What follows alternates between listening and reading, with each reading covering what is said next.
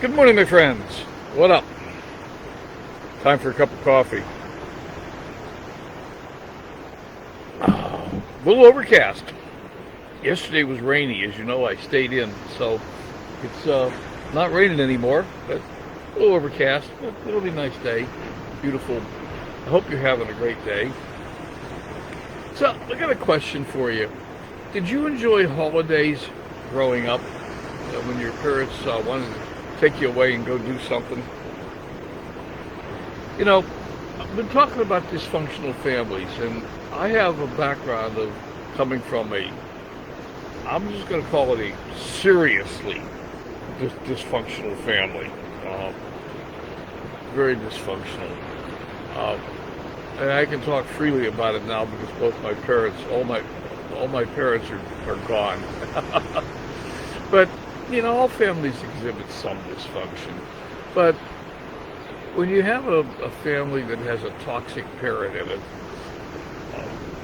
an alcohol abuser or a drug abuser or, you know, some other serious problem, where as a child, you never really quite know what to expect from them. And so in my case, my mother was a serious alcoholic, and I never quite knew what to expect from her. Sometimes she'd actually be in a good mood, but more often than not, she would be in a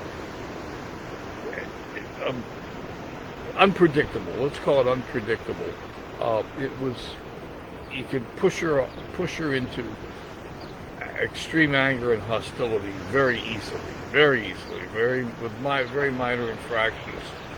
So I learned to basically, as a youngster, I learned to isolate. I learned to not trust relationships with adults and consequently with other people, and I learned to isolate. I stayed in the basement, or I hid in my room.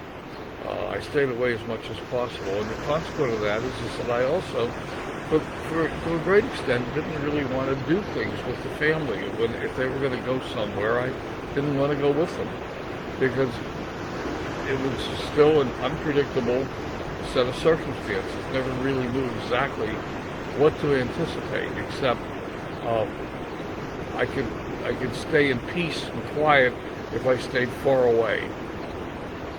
And that also carries over into adult life. It becomes, we find it difficult to form bonded relationships, and we have to really work on ourselves to get past all that. There's two things that we have to do, I believe. One is we have to forgive the dysfunctional parent, the toxic parent. So we have to understand that, you know, like my mother was she was very young, like 20 or 21, 22 when I was born. And she had obviously herself come from some sort of dysfunction, and she was playing a role of, she was just miserably unhappy. And, you know, in retrospect, you know, I feel sorry for her. She had a tough time growing up herself. But that doesn't make it any easier on me. I had to work through all of this myself.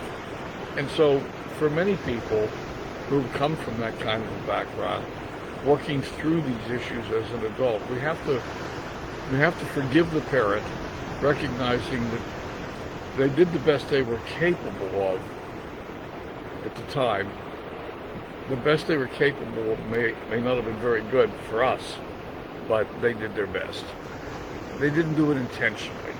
They didn't start out by saying, well, I'm going to have a child, and I'm going to be dysfunctional, and I'm going to be toxic, and I'm going to make life miserable for my child. They didn't start out that way. It may have ended up that way, but that wasn't the intent.